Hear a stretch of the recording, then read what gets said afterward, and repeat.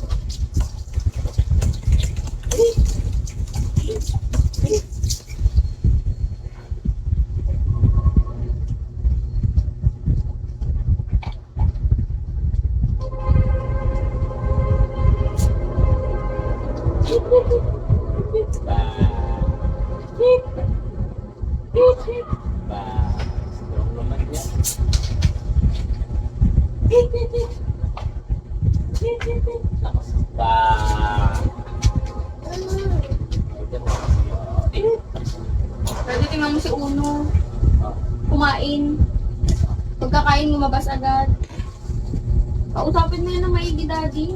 Si Lola hindi din na pwede na i-stress lalo si Ate Sam.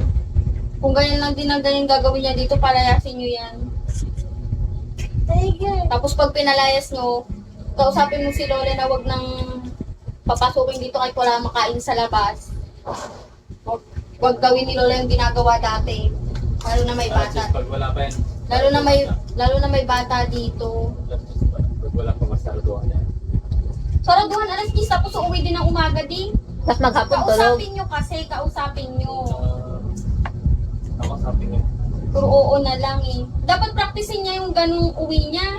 Habang nandito ka pa, hindi yung gagawin niya yun pag alis mo na. Dapat nakikita niya yun, nakikita mo. Hindi mo pa sure kung gagawin niya ba yung pag-alis.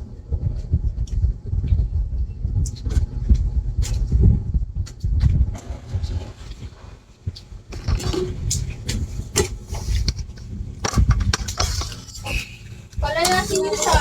Kaya Kumain na kailan. gusto niya yung ganyang buhay eh. Uy, bata. Nasaan bata? Batang puhang kang. Hindi habang buhay iintindi sa kanya. Kaya ate yan. Kaya ate yan. Doon, kaya ate yan. Doon. Ira oh! Ira! No, pusa. Kau! Dali ko! Sapag sa pagkain talaga.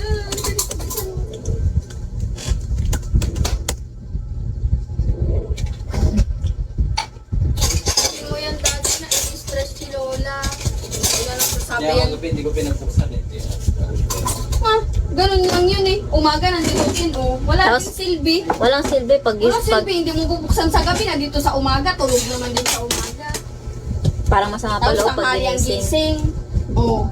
Hindi wala din silbi yung ginagawang pagsara-sara sa kanya ng gabi. Umaga nandito din. Tapusin mo lang yung Pasko. Tangay na pagsabi ko yun. Ayusin niya yung sarili niya. Hindi habang buhay nandito tayo iintindi sa kanya. Ganyan na lang siya ng ganyan. Wala nang dulo. Pabigat pa.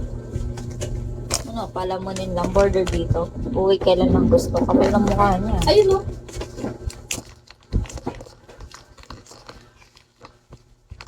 Maging inaano ni Lola yan.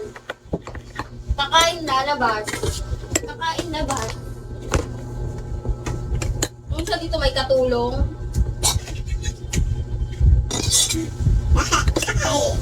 Uy!